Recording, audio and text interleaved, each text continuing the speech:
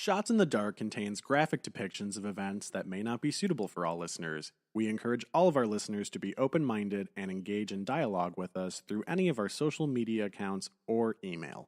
Who's giving this man a hickey? Let's be real, okay?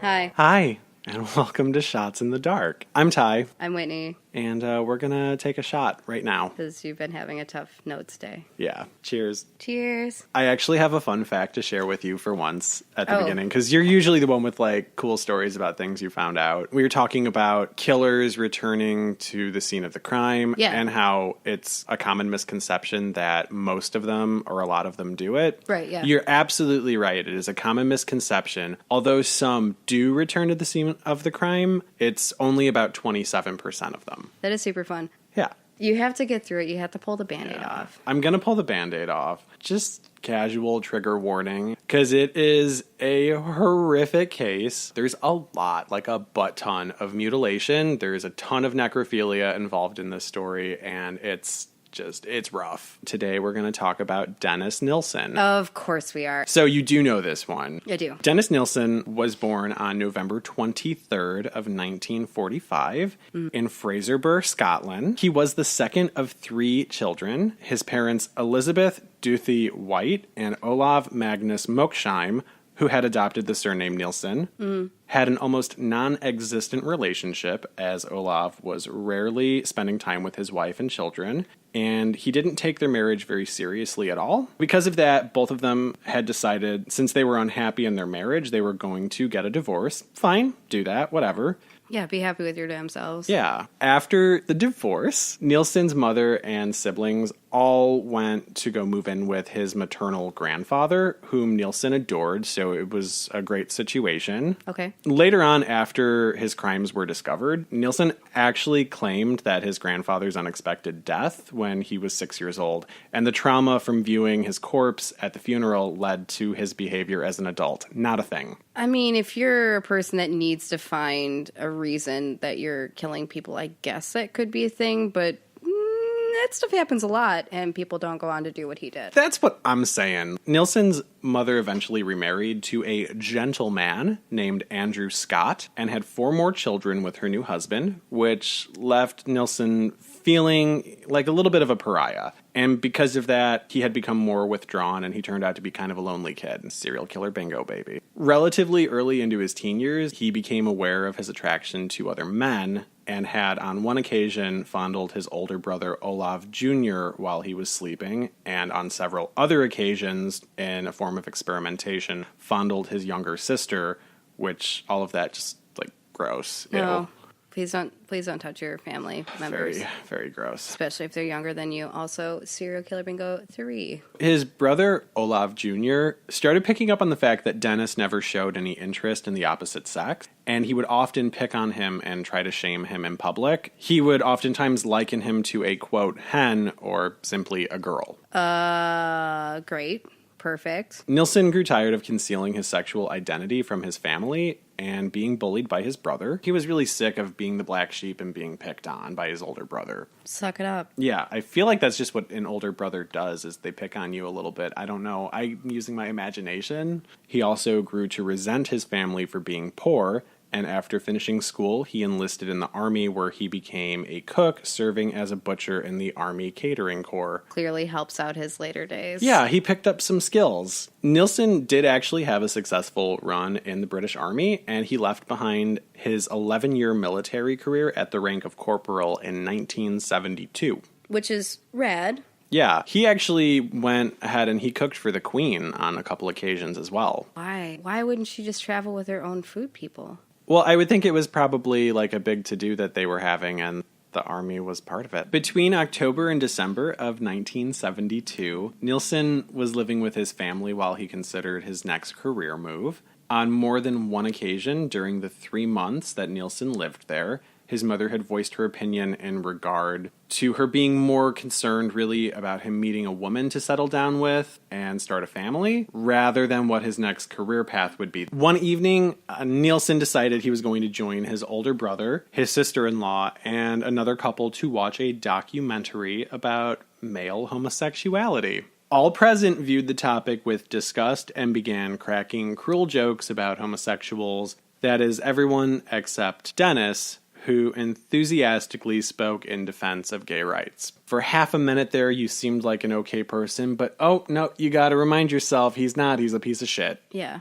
After he spoke out in defense of gay rights, a fight began between Dennis and Olav, after which Olav went ahead and informed their mother that Dennis was a homosexual. Nilsen never spoke to his older brother again, and with his mother and younger siblings, he maintained only sporadic written contact forever. Nilsen decided he was going to join the Metropolitan Police and moved to London in December to begin his training. Okay. It's right around this time that Nilsen discovered that he thoroughly enjoyed visiting the morgue, as he had a fascination with viewing the bodies, especially the ones that were in the process of being autopsied. Perfect. Thank God the narrative ends right there, so we can just full stop on that. Although he considered the advantages of being a police officer, and he realized that that could offer him the ability to satiate some of his more morbid tastes, Nilsen instead chose to resign, and he eventually found a new career as a recruitment interviewer at a job center. And now, because he is in London, he does have access to gay bars and can generally be around more people who are similar to him. Which, amazing. Yeah. But he's a dickhole. He is a dickhole, and he does start frequenting these gay bars. And he also, at this point, seems to have developed a bit of a drinking problem. As what happens when you finally find your people and they are at bars. Yeah, and even when he's not out at the pubs drinking, he is by himself at home every night drinking. In November of 1975, Nilsen came upon 20-year-old David Gallichan being threatened outside of a pub by two other men. Nilsen intervened in the altercation and took Gallichan back to his room, where the two men spent the evening drinking and talking. Nilsen learned that Gallichan had recently moved to London, he was also gay, and that he was unemployed and resided in a local hostel. Which is better in not America. The following morning, Nilsen and Gallichan agreed that they would like to live together, at which point Nilsen immediately began looking at places for the two of them.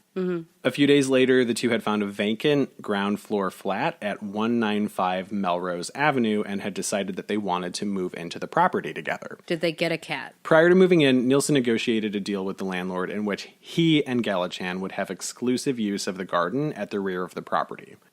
Okay. Part of the deal was also that they had to have the apartment furnished before the two of them moved in. But upon moving in, they found it to be not really furnished. It was basically threadbare. The landlord had done the bare minimum to kind of furnish it. But still fulfilled his promise. Yeah. You know, there's always a loophole. Yeah.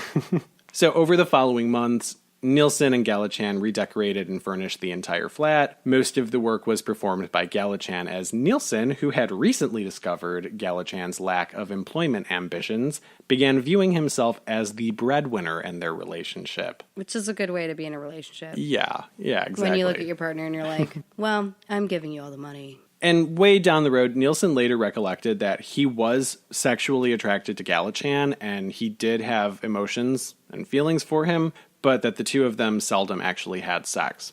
Okay.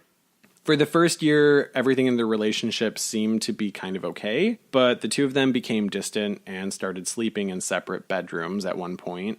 And then they began having casual partners come by the house for hookups. Their arguments were becoming worse and more frequent, and all of this eventually culminated in Nilsen kicking Gallichan out in May of 1977, which was the end of their relationship. Which I could understand. I don't particularly like people sleeping with not me when I'm in a relationship with them. Oh, but Nilsen was doing it too. They were both doing it. I get that. Yeah.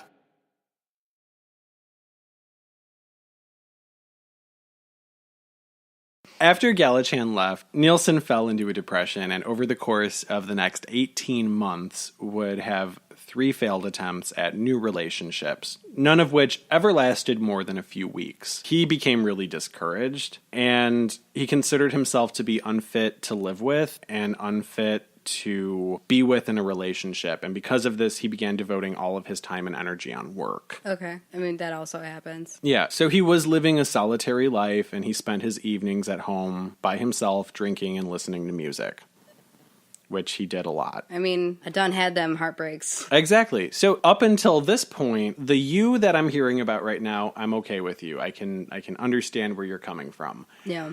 It's all fun and games until there's horrible murder. On December 30th of 1978, Nilsen met 14-year-old Stephen Holmes at the Cricklewood Arms pub, where Holmes had been unsuccessfully attempting to purchase alcohol. According to Nilsen, the day he met Holmes, he was already very drunk as he had been drinking at home alone all day, and he had decided that evening that he must, quote, at all costs, leave his flat to find somebody to keep him company. And so he invited Holmes back to his flat. Nilsen also claimed that at that time he believed Holmes was about 17 years old. Yeah, okay, because 14 and 17-year-olds look the same. You said it, I thought it, get out of my head, I didn't invite you there. Because when I see a 14-year-old, I'm like, well, clearly. That's like what I'm thinking. I'm like, a 14-year-old looks like a baby. You Like, he knew. Oh, he knew. Yeah. Gross. So they go back to his place. The two of them drank heavily before falling asleep together. And the following morning, Nilsen awoke to find Holmes still asleep in his bed with him. In his written confessions, Nilsen stated he was, quote, afraid to wake him in case he left me. And after caressing Holmes for a few moments, Nilsen had decided Holmes was to, quote, stay with me over the new year whether he wanted to or not. Cute. So you guys drank and you talked. There was no point in time that he looked at him and was like, hey, wait, how old are you, though? Because why couldn't you buy yourself some beer, which the legal drinking age is 18? I know. After having that internal dialogue, Nilsen then reached for a tie, straddled Holmes, and strangled him into a state of unconsciousness. Well, it's good that he never woke him up, though. He then proceeded to bind Holmes in case he came out of his unconsciousness while he was about to do what he was going to do next, which was get a bucket full of water and proceed to drown Holmes. Because why wouldn't you drown someone on land? That's something that always goes well for everyone. Nilsen then masturbated over the body twice, and afterwards stowed the corpse beneath the floorboards in his home. Stephen Holmes' bound corpse would remain beneath the floorboards for almost 8 months before Nilsen would build a bonfire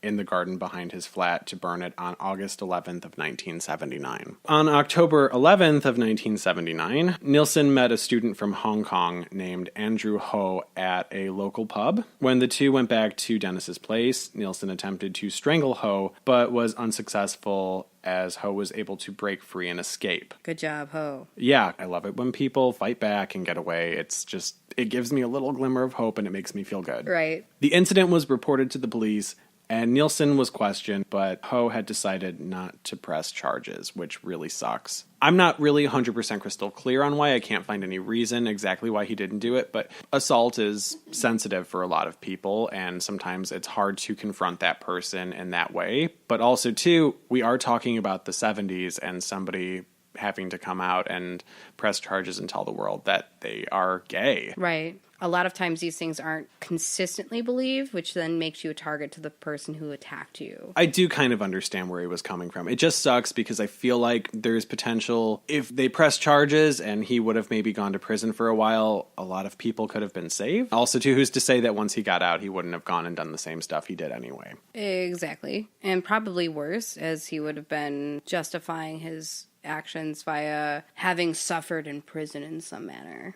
A couple months later, on December 3rd, 1979, at a West End pub, Nilsen met 23-year-old Kenneth Ockenden, a Canadian student who had been on a tour of England visiting relatives. The two of them had shared some drinks. Nilsen offered to show Ockenden landmarks around the city, an offer which Ockenden appreciated as a tourist and had gladly accepted. Which are the same sort of things that I gladly accept when I'm traveling. I'm like, yes, please tell me about these weird places. Well, you know what, though, but I think that the thing about that is you meet somebody who you think is really nice And this isn't even just if you're a tourist and you're visiting somewhere. That could be here. You meet somebody really cool at a bar or wherever you are, and they're like, oh, hey, want to hang out? You want to go do some cool stuff? And you're like, sure, why not? That could literally be anybody. Later on, Nilsen had invited Ockenden back to his house for a meal and more drinks. That evening, back at Nilsen's flat, Kenneth Ockenden had been listening to music on a pair of Nilsen's headphones when Nilsen wrapped the cord around his neck and dragged Ockenden across the room, strangling him to death.